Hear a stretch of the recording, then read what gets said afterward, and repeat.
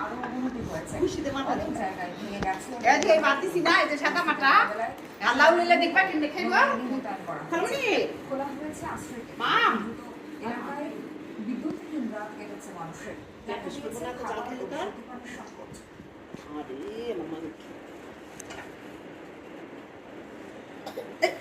খালি নাকি বিকুটে খালি নাকি কত মজা মাছ দি মাছ দি